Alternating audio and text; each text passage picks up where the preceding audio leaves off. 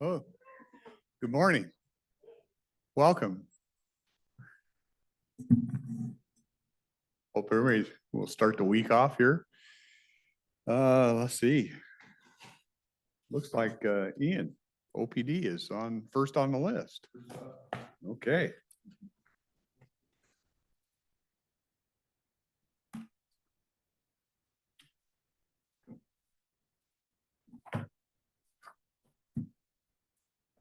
I'm talk about your financials first. Sure. Then you can. Okay, Kathy Funk Baxter, Finance Director. And we have the financials for Office of Public Defense. And this is through August 12th. For revenues, they are part of the general fund. So most of their source of funding is from the general fund as opposed to other revenues. And so they have a intergovernmental, which has already exceeded budget. It's at 160,182. So we'll be amending the budget to get us through the rest of the year on that. And then goods and services, their budget is at 50,000. They're currently at $11,738. So a little bit behind or a trend line, but we'll be monitoring that. It's not material. And then other financing sources, I believe, is their reimbursement through the mental health tax, I believe, that they receive a small portion of that. Would you repeat that, please? Their other financing sources is a transfer in related to their mental health tax. That they get a small amount of reimbursement. And that's lagging just a little bit, but there's a delay in doing those billings.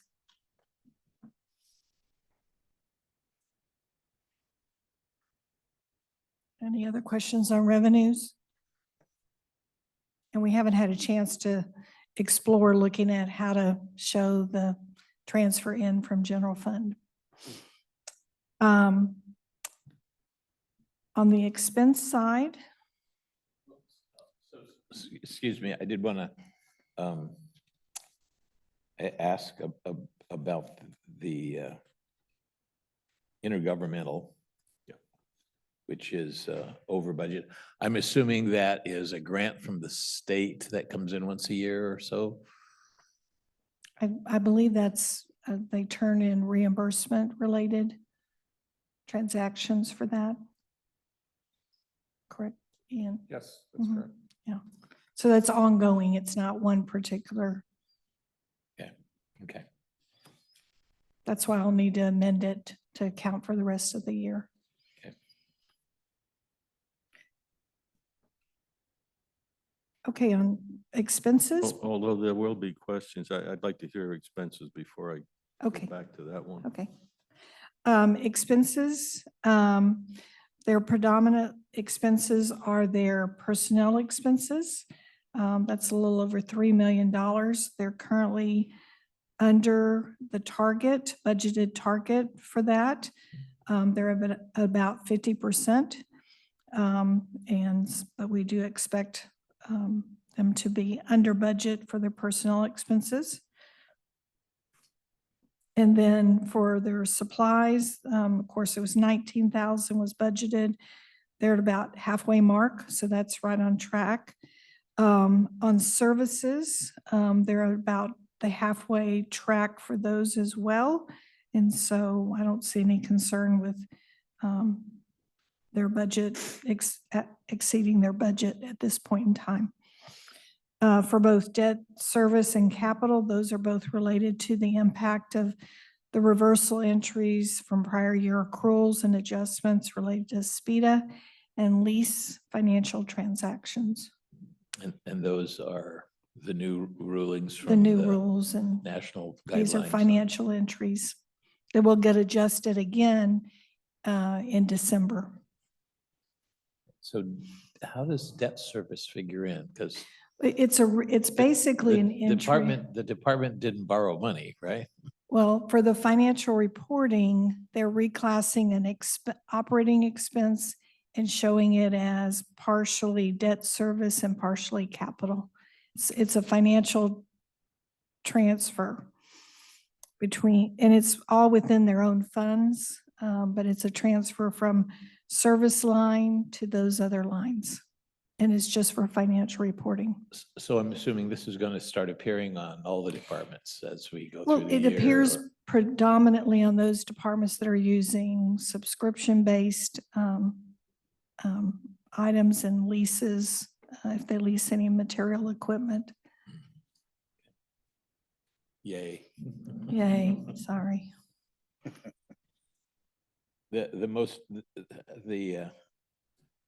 The expenses that actually reflect the operations are right on, they're right there. We're about halfway through the year and halfway Yes, through the. yeah, so budget, there isn't any concerns on any of their expenditures at this point in time.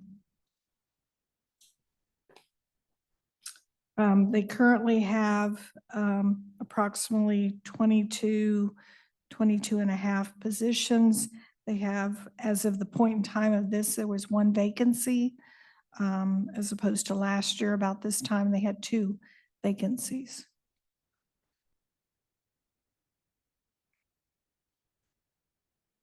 Thank you. Any questions? Bailey, could you promote me? I forgot to log in, so.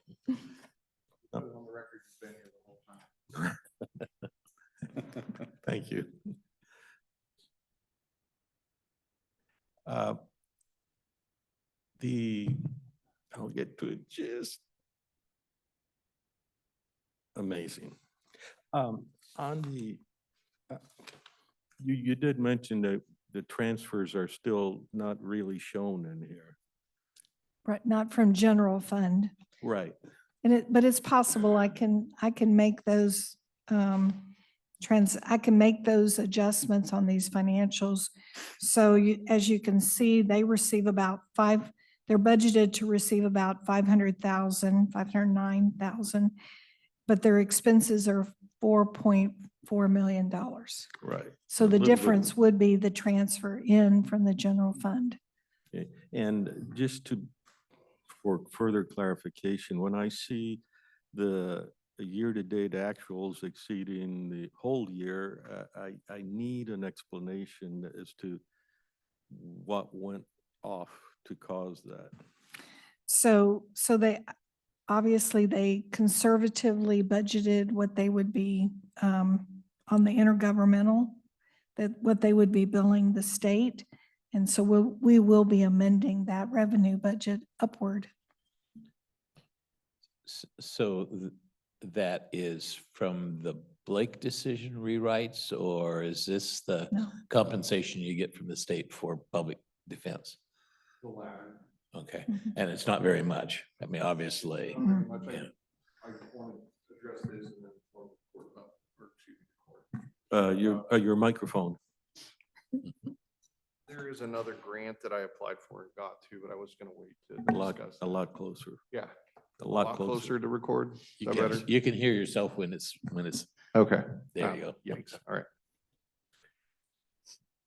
So I'm still, what materially changed that we underestimated this?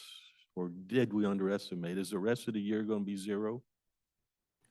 I think one thing we can recall is this leasing situation we have with our current office space. We were not able to renew a one-year lease while we figured out where the Right. Office of Public Defense is going to be relocated. So we've actually been paying about 160% rent Yeah. every month this year. So that, I think, is going to be. And you hadn't budgeted for that. We had not budgeted for that. Yeah, that makes sense. Right, but that doesn't deal with the It's on the revenue. revenue side. Oh, the revenue side, I'm sorry. I can look into it. Okay, thank you. I'm not sure. Yeah. And typically okay, I tend to digress a little bit. Like, what's the latest on your housing? I'm glad Mr. Rowe is here also.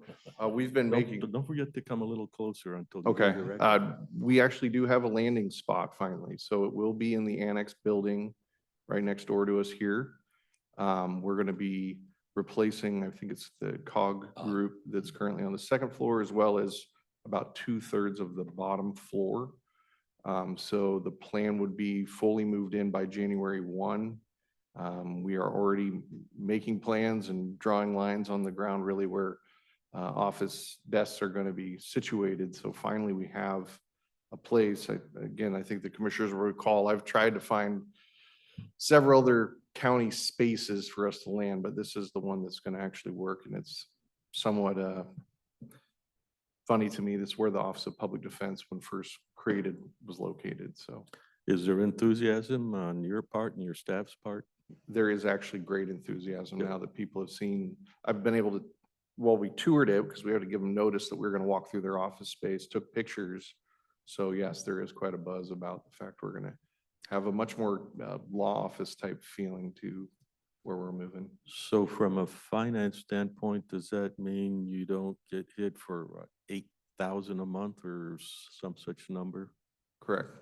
Yeah, next year's financials are going to be a much prettier sight. Yeah, and I don't know, how do we do this? Do you pay the general fund for your space or that's just, I believe so. No? No, there's Good, no, okay, no thank you. rent. Oh, okay. Yeah, no rent out of our own fund, yes. Currently, yes, out of the general fund, we're good, paying so our rent. I have to tell my spouse, she cannot charge me for the use of my office in the house that we own jointly. Should be a tax write-off of some sort. Yeah.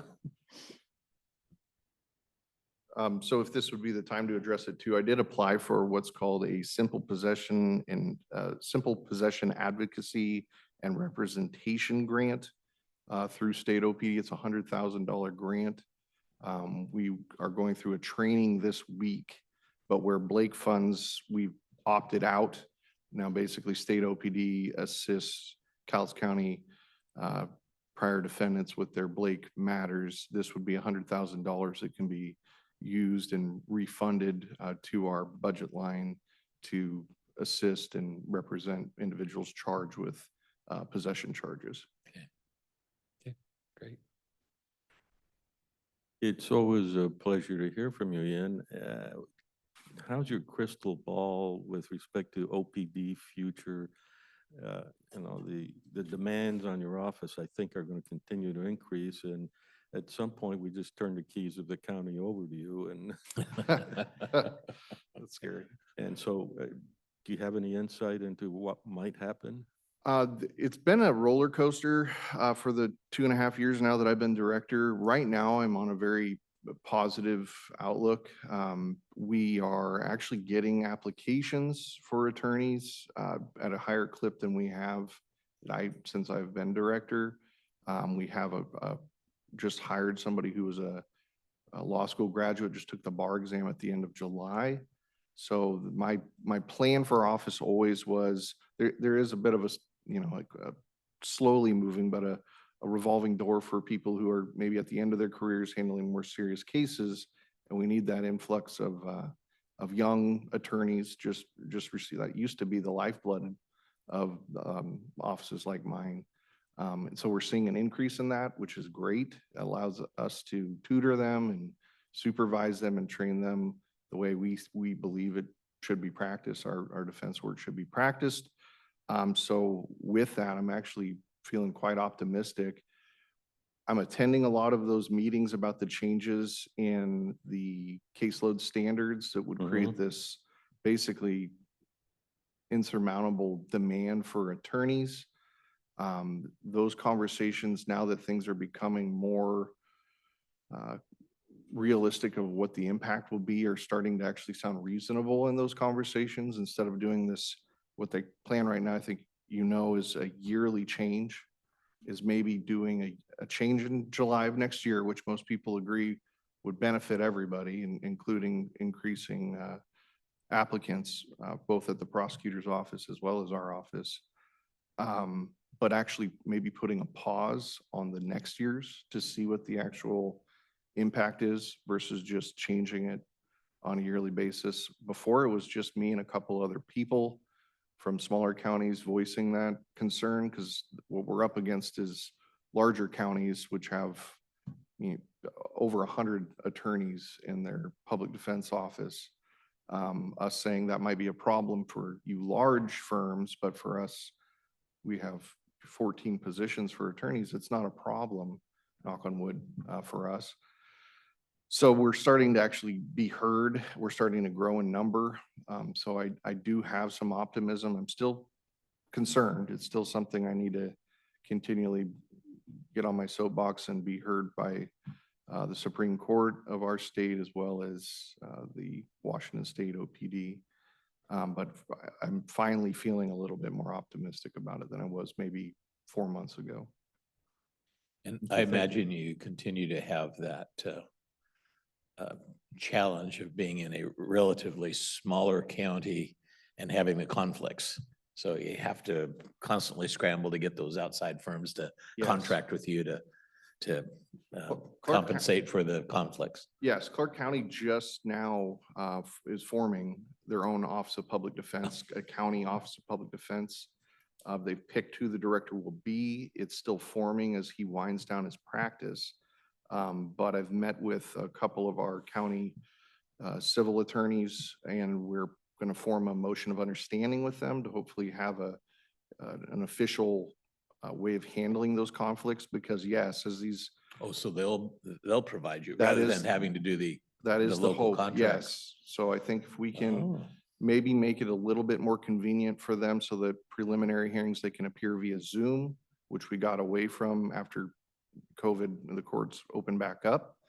I think that's going to be the answer, because we are really dealing with a small pool of attorneys, defense attorneys in county that do criminal defense work on a Class B or even a Class A felony level are all on contract with us. So I mean, we've tapped the only resources we have. So if we can get this together with Clark County, that will greatly alleviate some, I wouldn't say friction with the court, but some issues we've been having with judges lately about what to do for conflict cases. And of course, then there's that sense that either we become their training center or we're able to have an environment that's attractive Yes. to them. I mean, there's going to be always that kind of, oh man, they've got a great operation up here. Or, oh man, I'd love to be in Clark County. Right. And we are seeing with the growth of Ridgefield and areas in between, Mhm. we're able to attract, I think, more people than just even a year ago with that. So there's some positive movement in that way. So not everybody that graduates law school or is in their first 5 years of practice wants to live in a city as big as Vancouver. Yeah. So we do appeal to those applicants as well. Yeah, we had a question the other day and I didn't have a great answer on it because it's been a while. I chatted with you, backlog. And last time we had chatted, it sounded like we were working through.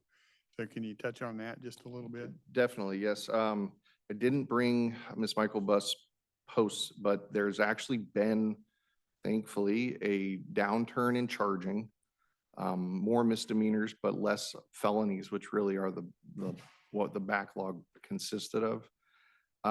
We've really focused in 2024 of trial advocacy, preparing our attorneys to be better trial advocates, because with the logjam, what it was were cases that negotiations couldn't be made on a plea. The fact patterns is the nicest way to put it, but the situation involved with the cases were difficult to really present to a jury and hope for a good outcome. But nonetheless, by putting our emphasis on preparing cases for trial, it's actually leading to a lot more cases resolving quicker. So in the last 4 months, we are resolving more cases than are being filed. And when we spoke about it last, I told you that's the magic bullet. I mean, the way to fix this is to resolve more than are being filed. I mean, the math is simple on that front. You're going to then eventually catch up. But the backlog in our bubble is being talked about much less. It's occasional, you'll see a 2021 case, but it's from this time a year ago, it's much less. I can't put a number to it, but it's just few and far between that you actually see something that's Yeah. 3 years old. So if I answer to him that we've seen some significant improvement, it looks like it'll continue that way, I'd be Yes, on target. I think that's the consensus from the judges, the prosecutors and defense. We're moving on. A lot of the cases recently that have been in trial are 2023, 2024 cases. So that's also indicative of the Mhm. backlog being in the past. Perfect, thank you. An ancillary question, your office handles misdemeanors on up to through the felonies. Do you have a sense of the number of cases as opposed to hours that fall into the category? Like how many, what percentage are Class A, Class B, Class C misdemeanors? Yes, Just ballpark. ballpark. So we just had to do a worksheet for the projected changes in the caseload standards and Class A felonies. So that's your most serious crimes, first degree felonies, murders and so forth. That's a very small number of cases. It's less than 5% of the cases we're dealing with. The vast majority are misdemeanors. We're over 55% of what gets filed by the prosecutor's office are simple assaults, thefts, less than $750, trespass, things of that nature. Those are all misdemeanors? Those are all misdemeanors, yes. You mean if Rick comes over and hits me over the head, that's just a misdemeanor? Depending on the injury inflicted, yes, that's, Wow. and again, what he hits you with. You know, depending on what he hits you with, that could make it a felony too, Now, there's some that would probably give me a ribbon. but. Well, we won't go. there. Right, so the vast majority are misdemeanors. Then in between, violent crime is down currently in our county. We're dealing, I think it's been pretty consistent, but most felonies are property crimes. So thefts greater than $750 in value, or thefts that occur with an assault, simple assault, but nonetheless, if I push you and take your cell phone, we now have a felony. So If I look at now, not in terms of count, but in terms of hours, is there a multiplier like a Class A is 10 times a misdemeanor?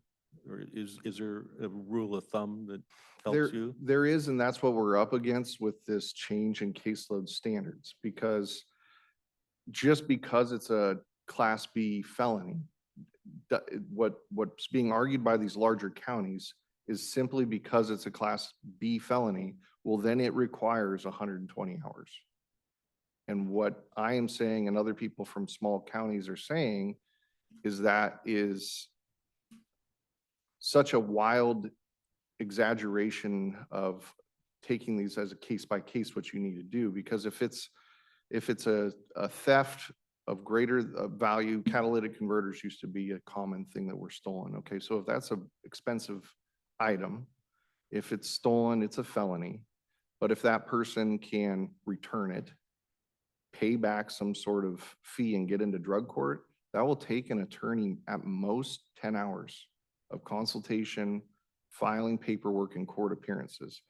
If you go to trial on that case, sure, you might work that case for up to 80 hours specifically to that case. So it's such a case by case system, but what they're saying is we need to change the caseload standards because every one of those cases should require 80 to 120 hours. Well, then if an attorney has too many cases, they're not giving that 80 and 120. Well, I only spent 8 hours on that case, so I don't need, that shouldn't limit my caseload. I could accomplish that in 2 weeks. So it's frustrating. There is a rubric they use, yes. And I totally am in agreement with it for murder cases and very serious sex crimes and other things.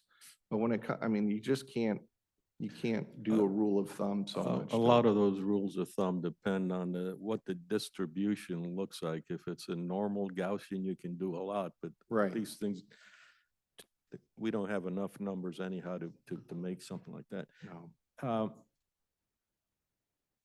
The 2022 employees, more or less, that you have, there's a 1-to-1 ratio between a lawyer and a staff support, or? Not currently, no. We have, not counting myself, we have 13 attorneys on staff. We have 7 support staff, not counting my office. So it's a 2-to-1 ratio. Yeah. We have 2 paralegals as well. We basically separate the paralegals between felony court, superior court, and misdemeanor court, district court. The new standards want us to have something closer to a 1-to-1 ratio, but then again, it's the same kind of math that if I had double my support staff, I'd have double the amount of people sitting there half the time without something Yeah. specific to do. Investigators, you hire them as you need them. We hire them as we need it out of office. I don't think that's something I'd ever ask the county until required to by the Supreme Court. That's not something I think I would ever ask I'd always just work that into my budget. Because they're not needed on every case, so. The social workers are the same. So when I first started as director, we had no paralegals, and I thought that was a need. That was definitely something we needed. The new standards are going to require at least 2 social workers for an office of our size, 1.5. Social workers for an office of our size currently, and 2 with the change in the standards. That's also something that we've always gone out of office for when needed, because same thing.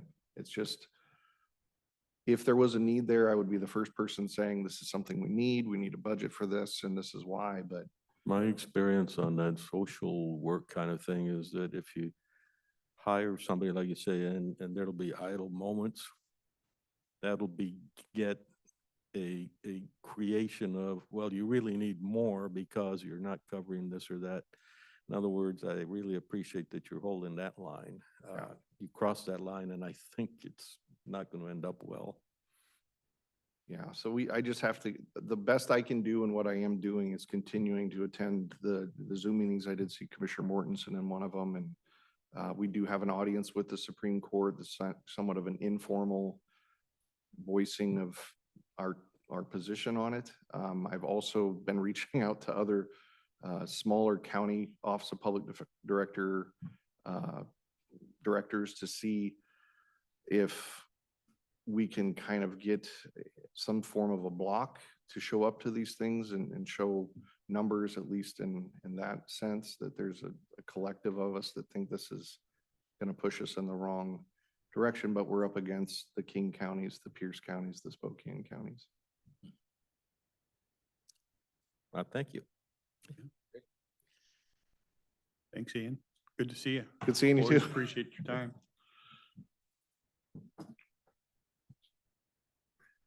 Water Sewer Department.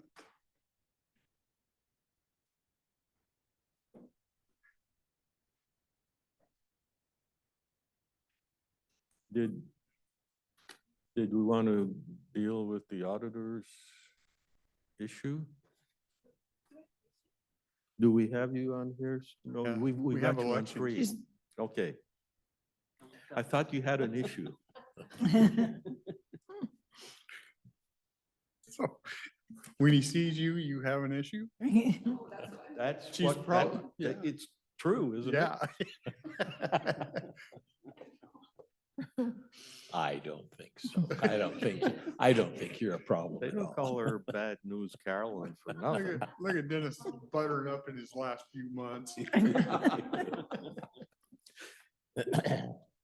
Okay, we have, we have 2 financials related to water sewer, and the first one is their regular operating account.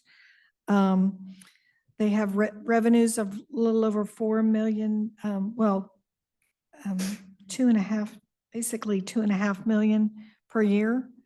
And goods and services, this is where most of their customer billing transactions reside in, and we're at a little over half the year. And so their target is for just a little bit higher, closer to about 60%. They're at 53%. But that's primarily because your July billings are expected to be received more in August and in the next coming 30 days. So I don't see any issues for meeting budget. I believe they're well on track on the revenues. And I think you've mentioned to us before that the departments are all going to have higher expenses the first 6 months because those January once a year charges Right. kind of right. skews everything. So Right.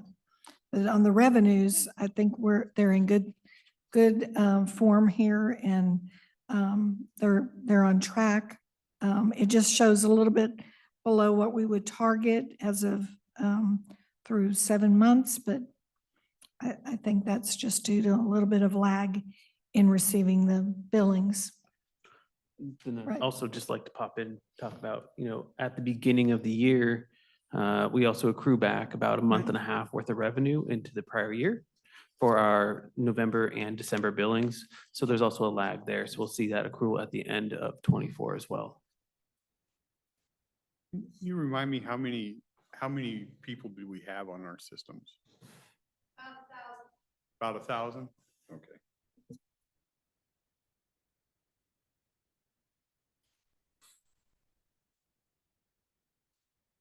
Okay, and we'll move on to expenses if that's okay. So for their expenses, they have about $900,000 worth of personnel expenses. That's salaries and benefits. And they're right on, pretty much, they're close to being on track. They're about 50% to budget right now. They should be a little bit higher, but they do have, as of right now, they have 1 vacancy. But I don't anticipate there'll be any issues with them staying on track with their budget. There's supplies, they're on track there. Services, they're a little bit below target on their services.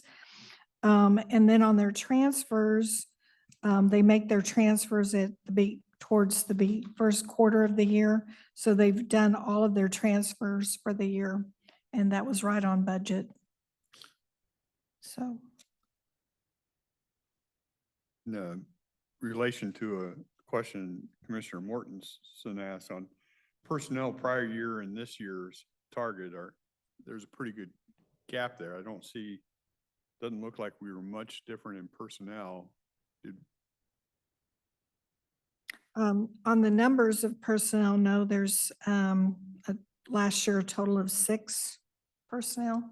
Does that sound right? And I think Yeah, last year at this point in time, it looks like we were about 340, and this year we're about 200,000 more. So also, we've had that open position. It's an engineering position that's been open for about 18 months. We're still trying to hire that. That would account for a large portion of that. I'm not sure on the prior year difference here. I would Yeah, expect that to be higher. yeah, current year they're at 446, and prior year they were at 340 on personnel. No. Oh. Yeah, last year, I'm not sure. I can go back I and don't know if double we check had, that. I don't know if you had vacant positions or what. I don't know. That does look odd, that it showed that there were only 51% of budget for the entire year. Yeah, because it doesn't have a whole lot of employees, the number seems, Skewed. yeah. So, Sean, remind me again that that $750,000 transfer, that goes into the reserves. That's what we build up the reserves for. Yes, I sir. thought, I thought it was, kind of interesting with 1,000 customers, 1,000 households. They're paying about $200 a month for sewer and water. We It may be- depends. Some people only get the sewer or only get the water, and then others get sewer and water. But that's kind of the average, and it makes it kind of easy to figure that out. But you've got a chunk of change that is set aside for the reserves. That's to help pay for the big projects when the repairs need to be made, and because there's no really other source of revenue for a system of only 1,000 people. I mean, that's a tight budget, and our infrastructure is aging infrastructure. You know, we get systems when they fail. So it's always a challenge to make sure those are funded, and you guys have helped us out significantly with our projects for those ARPA dollars as well coming out of that fund. Yeah. with the two exceptions, I think, well, with the one major exception, and that is, of course, the Tootle sewer system. And that was engineered from the beginning by the county because we required that as a condition of development, particularly as the east shore of Silver Lake developed. I mean, they made that decision back in probably about 30 years ago. Very controversial at that time because that was the first sewer system out in an urban area. In Lexington, they had to have a special sewer district created to provide the sewer service, right? Beacon Hill. Oh, yeah. Mhm. But they didn't follow that model. But it's been successful, and that's probably the healthiest of the finances. Because you got a lot more people that are kicking in to Mhm. support that particular system, a sewer and water system. Yes, sir. And thank goodness for Castle Rock that supplies us with the water, right? I mean, that's a huge element of the design.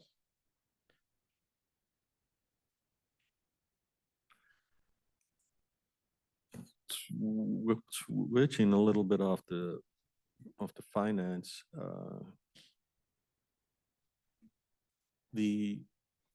was it last year that we should have completed replacing the meters on some projects? Do you remember what that was about, Susan?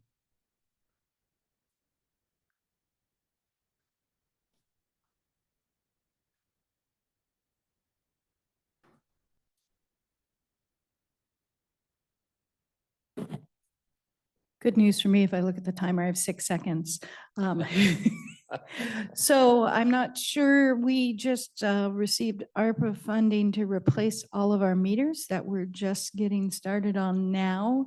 I don't remember Is any. that the one I'm thinking about? It I could know we had be. a gentleman come and he spoke fairly well, giving us some engineering details, and we had to approve replacing the meters. Yeah, that's possibly what it was. It's about a $500,000 project that we're getting started Yeah, on. that sounds about right. And you were talking about the leaking in the systems and Yes. that kind of stuff. Yes. Okay, and hasn't yet begun? No, this was approved July, I believe, somewhere around then, and This July? this July. Mhm. It's time for me to go. This July, and we're working on, did the RFP go out or the request for the purchase? I believe it's out now. Yeah. Yes, because I think it was approved before, sometime in July. We got that all worked out so we can purchase it, and the computer system that we'll need to read them. And they're one of the, if I remember correctly, one of the justifications for going forward with that is to zero in on what appears to be a fairly hefty leakage in the system. But we don't have an efficient system to monitor that. Yes, And, like 25% of the volume being, was it that high? I can't remember the number, but that's what. it was a high reminded me. number.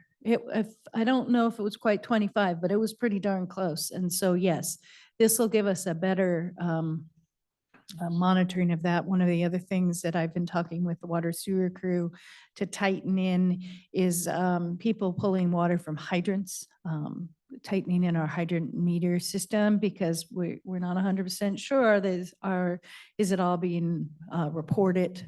Because if you don't report it, that's a loss in your system. So that is one of the things we want to tighten up on also.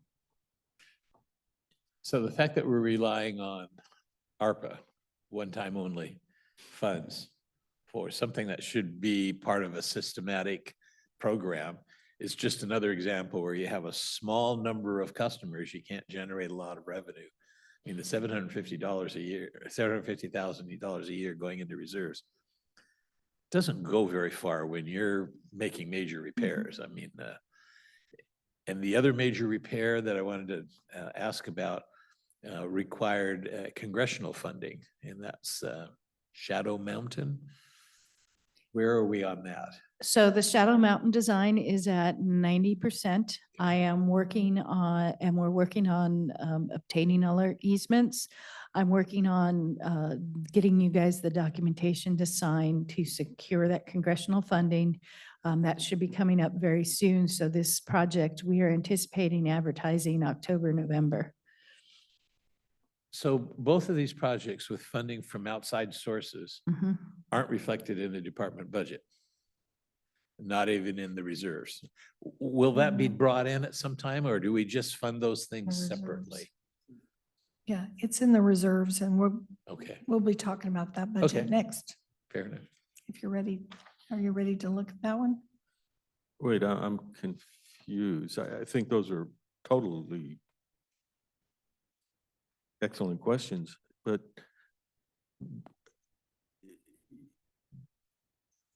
this report doesn't reflect any of that. But then you just said something at the end, it will be showing in So the reserves? there's two funds. There's one for operating expenses. And then there's another fund that's their reserve, which has primarily their capital expenses. Yeah, I think I got ahead of ourselves, because there's the day-to-day operations, which is what the first handout was. Right, which is what And then the we're, big term projects. is on the reserve. So part of the day-to-day operations includes a transfer of funds collected month by month. That To help fund capital $750,000 goes into projects. that reserve fund, which is set up for the big projects. But in this case, we're going I think I understand it. I'm just wondering how best to report it. Other financing sources, if I read the next document. So we're ahead to the. And I think on this, on certainly the meter project, if we didn't get external funding, I would think we still have to do it out of the reserves we have, right? Yes. Shadow Mountain is a different question. So all of our capital projects are all going to be run out of the 40703 fund, the water sewer reserve. Oh, I like it when you throw numbers out like that. The entry in this document that says capital 25,000, how do I read that? That was something you spent? That's going to be for small equipment over our capital threshold. Okay. So it's like for pump replacements at pump stations, like our sewer lift stations. It's for them to go out and buy a small pump to replace it. That's just more of an on stock item versus a large project. So as of right now, do we know that we have anything like that? I believe they replaced one lift station pump earlier this year. But it doesn't show here. Yeah, it has to meet the threshold. Our capitalization threshold's $15,000. Oh, okay, thank you. Now, it still has to get out of someplace. Yeah, if it was less than the capitalization threshold, it would show up in the services line as repairs and maintenance services. Oh, got it. All right.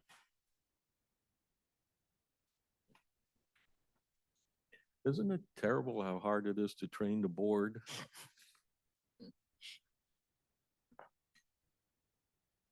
Sean was going to say it's hard to train the engineer too, so.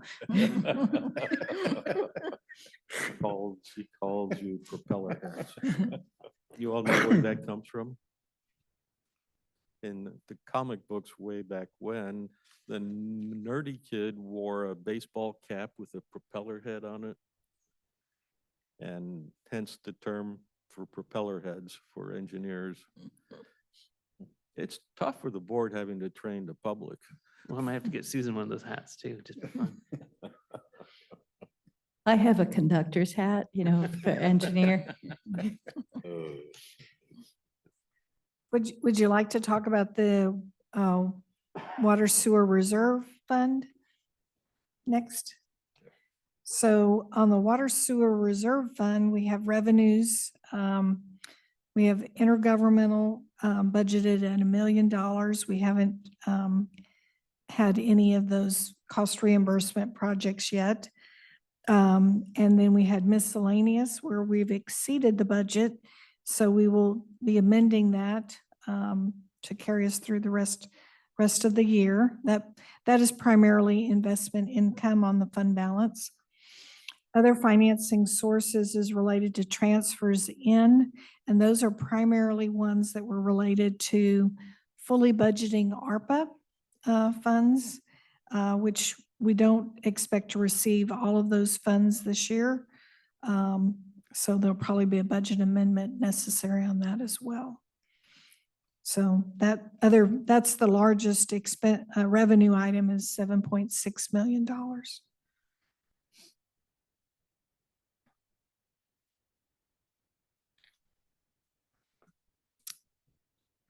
Then I'll just add on to, within that other financing sources is going to be that $750,000 transfer from the operating fund into our reserve on the annual basis to help fund those capital projects.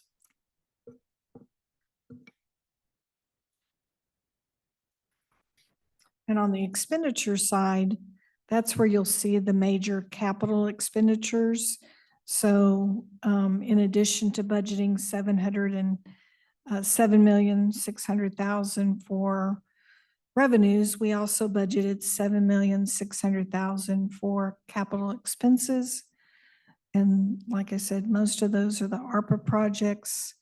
And so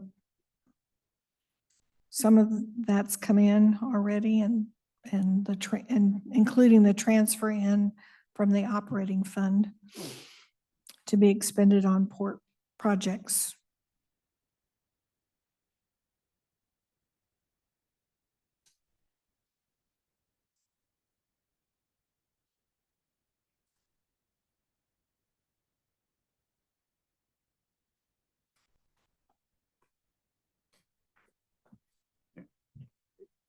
So that's it. I think a lot of the projects are that list you give us every so often are in there, yeah. Yes, that is that project list of those projects, and they're all getting close. Close without the D. Close without, I'm sorry. Without the D, not closed, but No, close. yeah, close to going out to bid so I can start spending that $7.6 million and spending that dollar amount down. You just don't know the problems that a hearing impaired and speech impaired people have. Okay, thank you. Thank you. Elections. Yeah.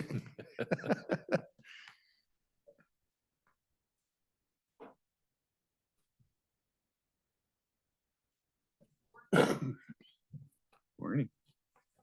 Okay, there's actually a lot going on in elections. We certified tomorrow, but I wanted to talk to you about something that you might get questions about or something that you noticed last Friday when we published results, and then some kind of big news statewide going on.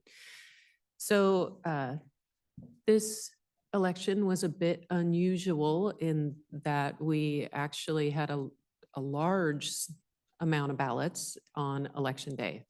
Quite a few on Monday, but really a crazy amount of ballots on election day, which is unusual. The nice thing about vote by mail is that we can process those ballots and get them ready for tabulation. We have 18 days to do that, so we're not scrambling at the last minute to get results up.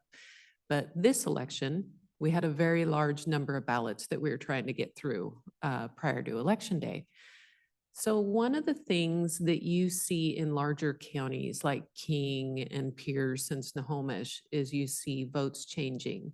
And people may say, well, I understand additional votes coming in, but somebody should never lose a vote, right? But that's incorrect.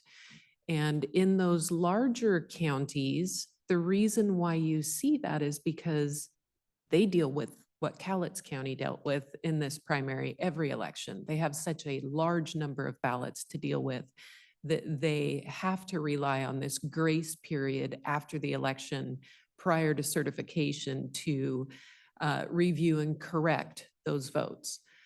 So this election, we have a redundant process that we use in elections. First, we have our opening board that is made up of party people working in teams. They do a visual inspection of every ballot, which alerts us to any discrepancies, anything that the tabulator wouldn't be able to catch on its own. Well, we know that we're all human and we make mistakes. So we have another process that we go through where we do a visual on screen double check. And we typically do that prior to uploading results in Cowlitz County. And typically, that does not result in Cowlitz County making any changes. Our opening board is very good at what they do, and it's very, very rare that we will come across something that they have missed in their manual inspection. Well, this election, the ballot was long, and they missed about a dozen issues. And we didn't have time to do our review prior to getting results out. We wanted to get the results out. It was a judgment call on our behalf. And I brought props actually. I wanted to point out the specific scenario in law because, the tabulator is looking for ink in a target area. That it's not intelligent. It does exactly what you tell it to do. However, I'm hoping you guys can see this. This is actually the poster board that our opening board is looking for. And on this ballot, you can see that somebody filled in an oval, and then they made a correction according to law. They crossed it out. However, they did not make another choice.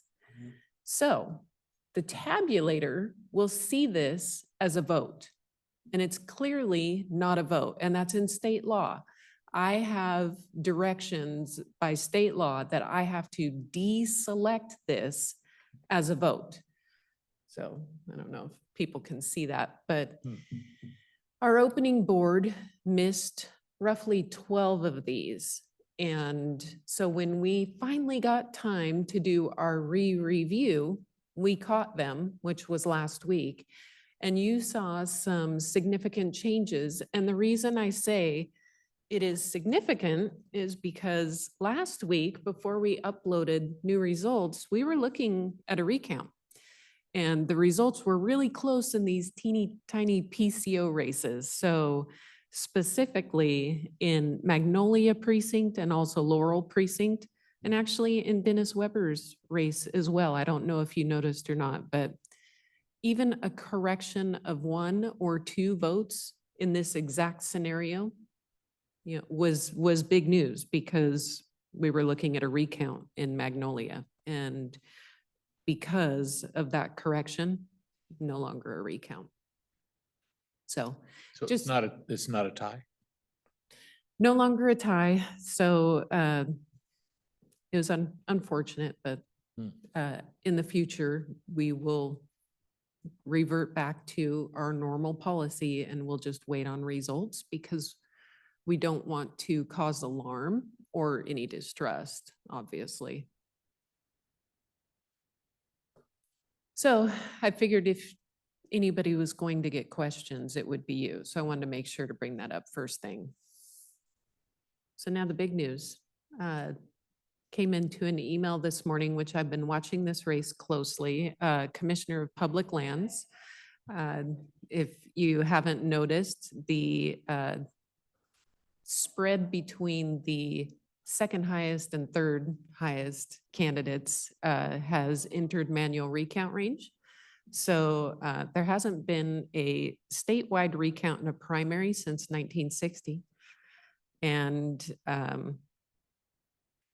a statewide recount in any election, I guess, since 2004. So right now, that, as we say, certification is tomorrow, so we'll know for sure at 5 o'clock tonight. But it looks right now that we will be setting a statewide date for a manual recount for the primary. Which means Every county. running the ballots through the machines again, or? No, this is a manual recount, which is a different threshold. So if you're less than 0.5%, it's a machine recount. But if you're less than 0.25%, it's a manual recount. And we're currently in manual recount range. And we've watched, rather than that spread growing, we've watched that spread continue to shrink as we continue to upload results. So if that trend continues, it'll get even closer. So at canvassing board, we will have to set a date to conduct a manual recount, which means opening all of the boxes, pulling out the paper ballots, and literally tallying by hand, one ballot at a time, manual. And the canvassing board does that? The canvassing board wouldn't that be nice? Rick, I think that'd be a perfect job for you. I just about used the big hammer on you. Now, I just learned that was an assault earlier today, so I think that would qualify as a felony. Putting the canvassing board in a hand recoil, that's an assault. But The canvassing board does oversee the process. manual recounts, they scare me just because I cannot count, like doing inventory, I've done inventory before, and I get a spread of answers. Yeah, you're exactly right, which is why we do everything in teams and we keep it very, very simple. So we're going batch by batch. So it's not a bulk of ballots and you're tallying one at a time. You're reconciling batch by batch as you go. So If you're I- utilizing the opening board folks, the folks that did the original, you have a whole new crew. Yeah, we use office staff for Oh, that. office staff, okay. Yeah, and since it's a statewide recount, I mean, we've had several local recounts, but since this is a statewide recount, we actually must submit all of our procedures to the state where they review them, make sure that we're all following the same procedure and conducting it on the same date.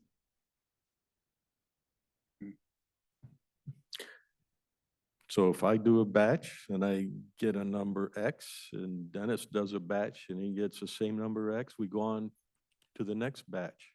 Well, procedures say that we stop and we recount with a different team. So there would be a second recount and we would recount that batch with a different team just to make sure. Right, isn't that what I just described? I I'm counted, not sure. I got a number, he counted, he's another team, he got a number. Oh, Okay, and the numbers, two possible outcomes. They're the same, we move on. They're not the same, then we do it again. yes. And we do it again and again until we come up with the consistent answer. Well, we do it twice. On the second, it is what it is. But is it The his second number or my number? consistent, yeah, the second consistent number. Yeah. So. But you do it as often as you have to until you find agreement, right? Correct. Okay. So the recount has partisan overtones because it determines whether there are two Republicans facing each other or if one is a Democrat, and one's a Republican. So if you're using office staff, how do you explain how it's not a partisan weight to the counting? Except in this case, there is a Democrat that has the most votes, right? No, it's Jamie Herrera Butler has the most votes. She's the leading Oh, so it is Republican in what the you race. said. Okay, Yeah, the second and third place candidates are Sue Peterson and Dave Up the Grove. Up the Grove, yep. So to And answer Sue your, had been in second place in the initial results, and then Up to Grove, because he's actually a legislator or a county executive. Anyway, he's from King County, and the big population counties are coming in late, and he boosted up. Although I understand it's really tightened. it is very tight. Yeah. I did a recount calculator on it. It's a difference of 951 votes today statewide. So And- like we and- say, we'll do a and is she last still in third place, 900 votes behind him? 951. Mhm. Which is a very small number statewide. When you're talking, wish I would have worn my glasses. I Showing think we my had a age now. governor's race a couple of years back that was about 180 votes apart. A couple of years back, yeah. 1,894,883 votes total statewide. So 951 is a small number from that. Exciting times. In But to that answer case- your question, Dennis, the recount is always open for observers. And of course, first and foremost, we have the candidates or their designees represented, and then we have equal in-party members for representation as well. In that case, do you also do a recount of the lead vote getter also? Nope. It's only the two that are closest to each other. Yeah.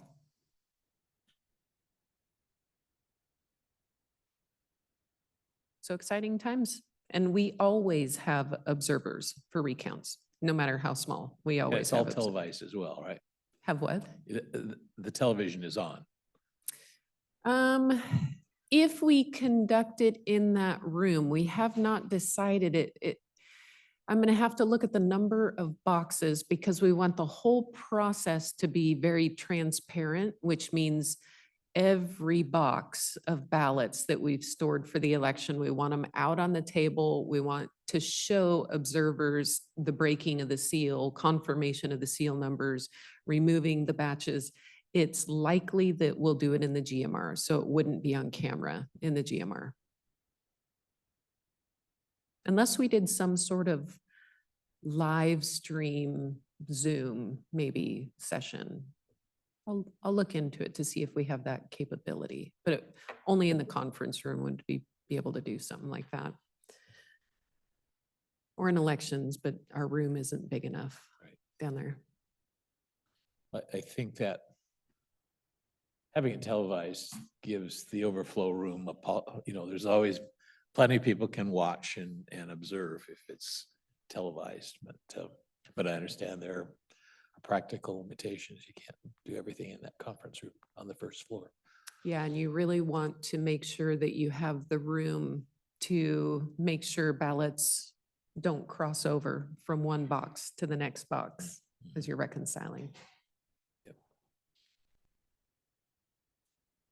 Great. Is that called a King County hop? Ha ha ha ha. Won't comment on that one. You have any All right. questions for me? Anything we can do to help? Well, like I say, I might be looking at Rick's schedule as an official member of the canvassing board. I think his first recount in elections should be memorable. And How much work does a canvassing board have this time? It's significantly less for our regular canvassing board meeting. The new, good news for Rick. The new signature verification laws went into effect this primary. Our number is drastically less than previous elections. So that review will go very quickly. But we will have procedure changes that we'll need to present to the canvassing board in a public meeting for adoption. So that'll take a little bit of time, but it'll be quick. Then we'll have to schedule an additional canvassing board meeting after the recount to certify the amended abstract votes after a recount, so. But tomorrow's meeting will be fairly quick and painless. And our chairman should be aware that Mr. Mortensen could serve as his substitute because he's not on the I ballot. had a substitute and then that substitute ran for PCO. I know. Moment That's of great. weakness. Once again, the big hammer. All right, thank you. Okay, thanks, Carolyn. We'll just move right into agenda review, Public Works.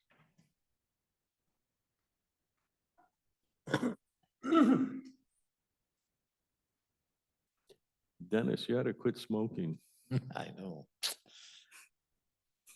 Wait till all the calls you're gonna get now. I didn't know you smoked. No, we had another good dose of grandchildren this weekend. So Oh, yeah. No, yep.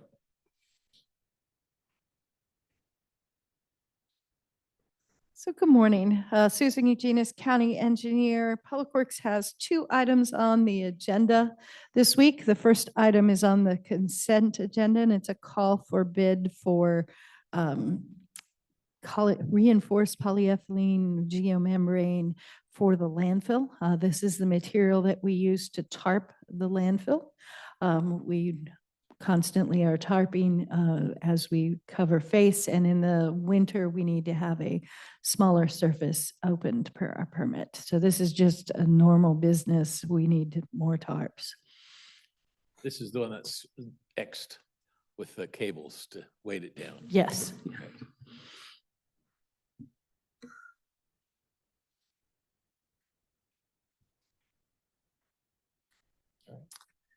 So the other item we have is also fairly straightforward. It's a resolution to establish the Coal Creek Road Improvement Project.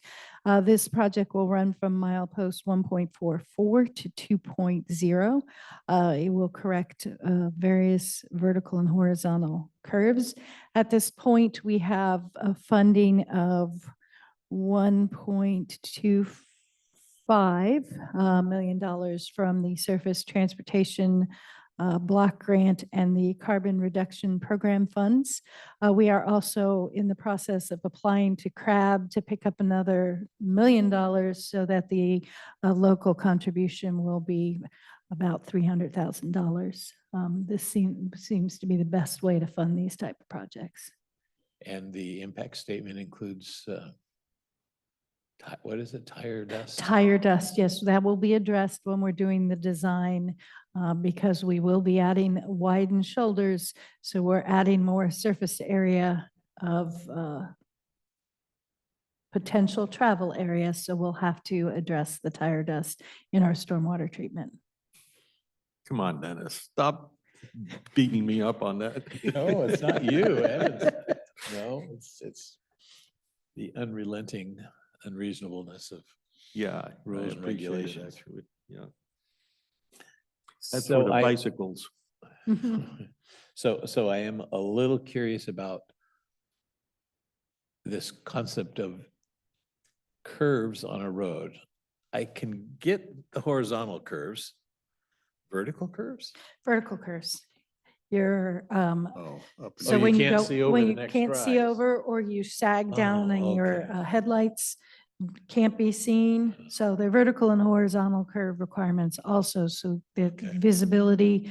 So also not just your headlights, so that when you come up and over, you don't hit the baby deer and then get posted on Facebook as being a criminal for killing baby deers. Or bicyclists. Or bicyclists that wandered out of the bike Well, the lane. thing for a bicyclist, when they get down into the hollow, they feel that cold air. It's like- So, The end of, the lower end of Coal Creek Road is Pacific, kind of Pacific Way or Mhm. um, and then there's the next sort of big intersection is with is it Eufaula Heights? I believe so. I can't read the map. I didn't bring my glasses, Yeah. so I handed it to Sean because he's young enough. He still doesn't need them. So this repair is towards the intersection with Eufaula Heights? Is that, Yes, and then ends just before the Stewart Creek Road. okay, oh, right, in that area, okay. And where the location we're ending it is just prior to a large fish barrier culvert. But instead of using, excuse me, a transportation that is good money for corridors, we decided we'd run a corridor where we didn't have $1 million fish barrier to remove.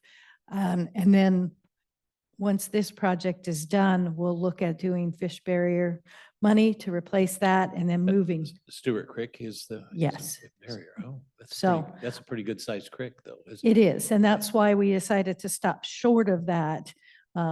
Use the transportation corridor money for doing good transportation corridor and then start looking into Brian Abbott Fish Barrier or Protect to leverage our funds that way. So that would be directed by fish money.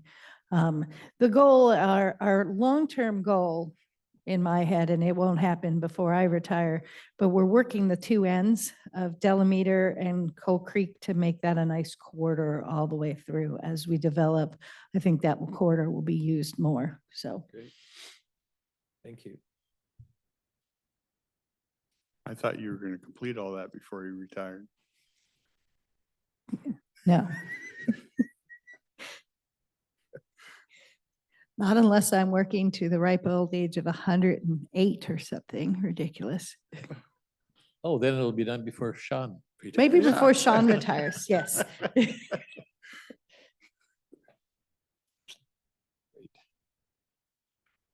Okay, Thank you. thanks. Finance.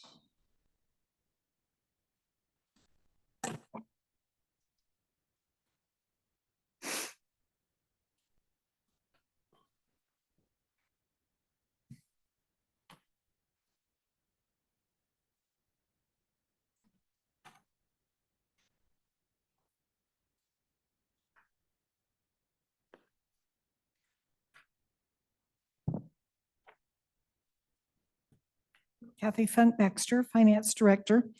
So tomorrow we have a public hearing for a budget amendment. I've given you the attachment A, which is the details of that budget amendment. The first item is $10,000 coming from our general fund, and that's in order to provide an inter-fund loan for the cafe food service fund. And then, which is, we will also have a resolution for that loan, and that loan will be repaid within, basically, will be paid before the end of 2025, this second year. So then the opioid funds, we have a budget amendment of $25,000. That fund has been receiving revenue, as you know, and all of the revenue has not been budgeted as any expense yet up to this point. And so this is the $25,000 for the feasibility study for a behavioral health facility at the juvenile facility, potentially. And so that's what that budget amendment is, pulling it from fund balance and putting it in an expenditure line. That $25,000, is that the one that goes to, is it ETA? ETA, however they said architects it. That are working on that. Yeah, And we have a workshop. this Wednesday on it. It's on Yeah. this Wednesday this Yeah. week, okay. Yeah. And this will allow us to pay those invoices for that feasibility study. And then the cafe food service is a new fund. And so we're setting up some expenditure lines for carrying out that for between now and the end of the year, various expenses. And then we also are showing revenue coming in for that cafe. These numbers were put together a couple of months ago, so they're probably a little overstated.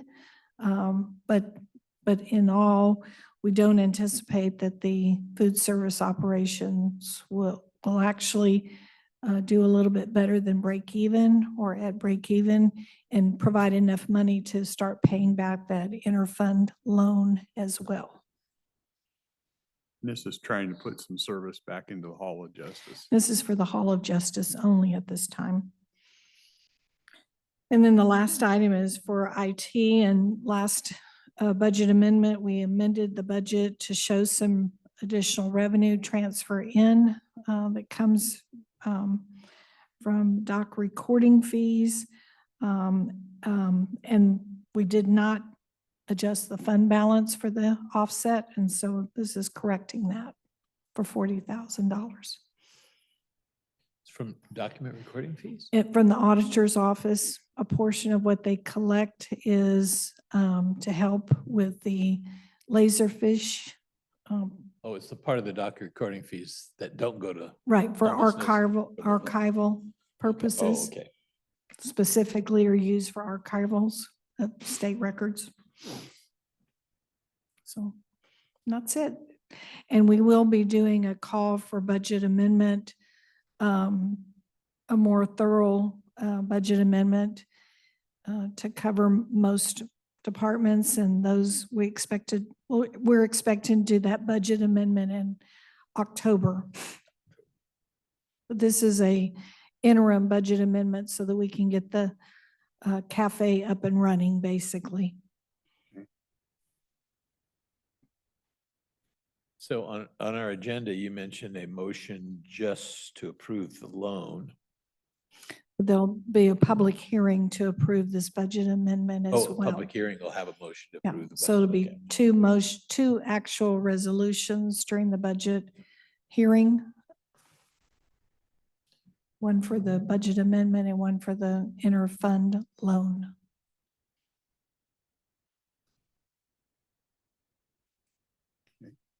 And then something about Washington State County's risk pool. We're canceling out a resolution.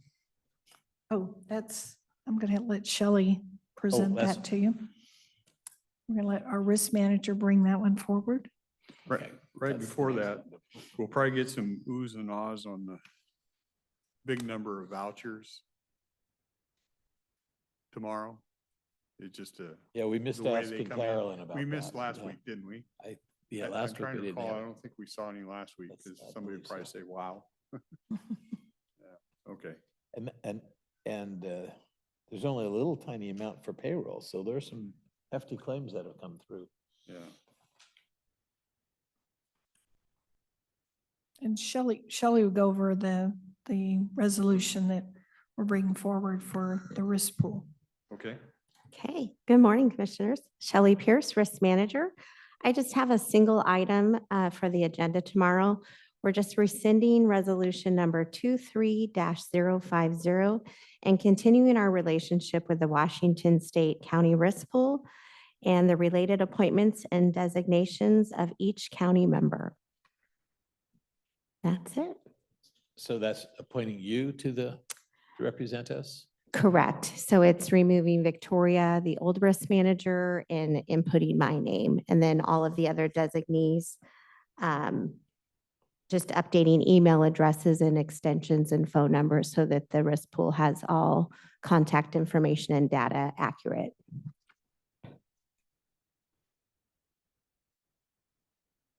Any questions? No, Okay, that's good. that's it. Thank you.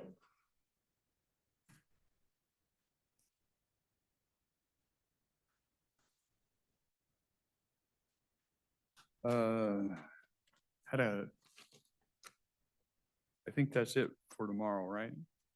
Yeah, we have everybody. Okay. A couple miscellaneous, we talked about canvas board. Tomorrow I have that at 1:00. We're also, you're having interviews. And so I will miss some of those afternoon interviews, but I've been looking at the questions we have to ask are all on the applications, and I can review the tape if I need to be, but I have to be at canvas board. I had, we will see at some point in time, I had Bill Fashing come in and talk with me last week on COG. They're looking at a new building, and they'll be asking us to look at the possibility of providing a loan to fund a new building instead of leasing a building. And so we might see that at some point in time, just so you're kind of aware. They're actually looking at two things. They want to buy the building. That probably makes some sense instead of leasing. And if we can help them with not buying it, but doing the financing of it, which they'd pay us back. And they're looking at the possibility of a one-time assessment to redo air conditioning and stuff like that. So we may see a couple things come in, just so you're both aware.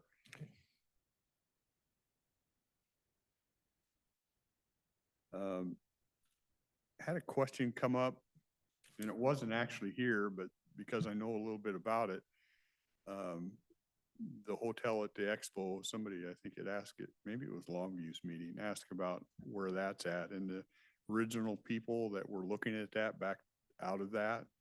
Were you all aware of that? That the original folks that were going to build that backed out, and so they're looking for new vendors.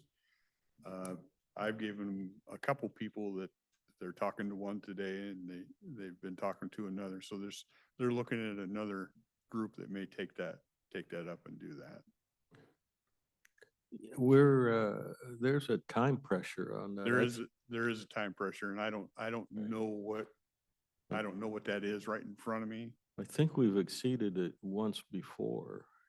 I think 25 is the 25, maybe the latest one. Yeah, so there's a meeting, PFD has a meeting on Wednesday, maybe I don't know if I'll be able to get over to it, but I guess it wouldn't surprise me, depending on how those talks come, that we may have another request to move that. I could be totally wrong on that, but I don't know. Yeah, I don't know all the nuances. I know when the people from the hotel group that said they did want in, it was pretty clear to me when they presented, they were looking for us for the money to build a hotel. Right. And, yeah. Yeah. if the private enterprise will not pay for their hotel there, then I don't think we should be interested. Yeah. So they have, I know they have 3 different groups that, a couple that I've been familiar with in my past life are talking with them, and then another group is talking with them. So I know there's 3 that they're having some conversations with and trying to move it forward. That's probably the best news I've heard in a long time, because I had no confidence in the group that presented. Right. That's the miscellaneous stuff I had. So just continuing on that, Dennis, in order to get to where we are now on that pending the hotel, there was a lot of machination, trading properties, looking at valuations, and the deal was if the hotel wasn't built by a certain period of time, that whole thing would be undone. I think so, yeah. Yeah, and I'm looking at how do you undo some of those land swaps? I guess it's all on paper, so Yeah. Yeah. it'd be a mess. It would be a mess. My hope is something gets worked out, because I still believe that project has merit over there. Agreed. Would like to see it Agreed. come to Yeah. fruition. Yeah. It's a little bit like the proverbial chicken and the egg. Yeah. They've got some great plans to expand the programming, which would increase the demand.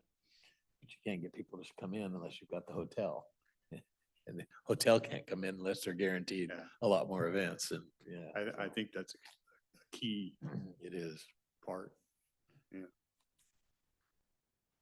Anything else? Did we have, do we actually have any HR stuff at 11? She is here. You want to take care of this now? Can you do that? Okay.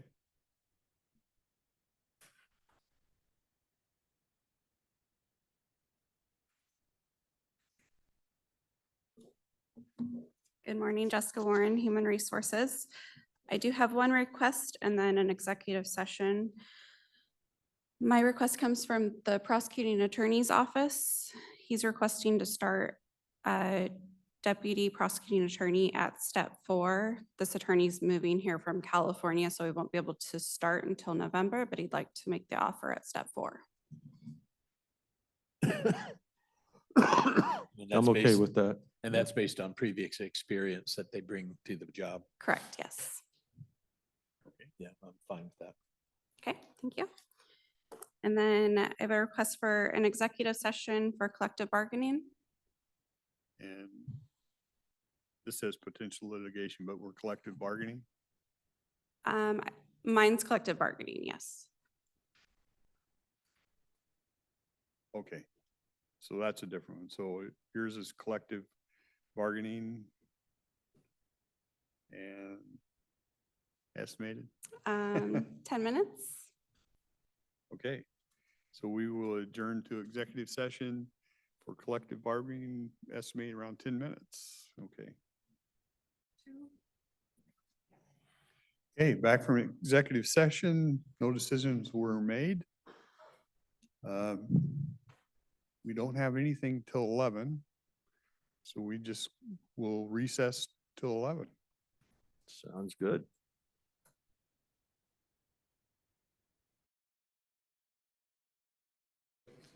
Yeah, she is. All right, we're back in 11 o'clock business.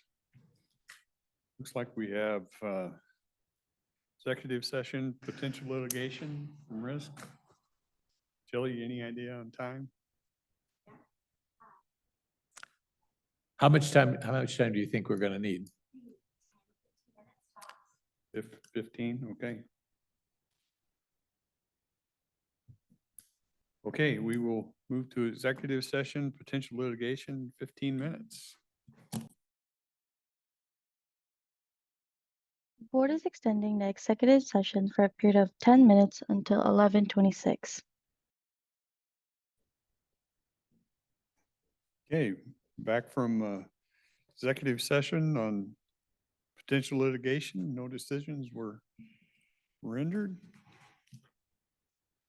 I don't see any other business. We will adjourn for the day. Convene tomorrow morning.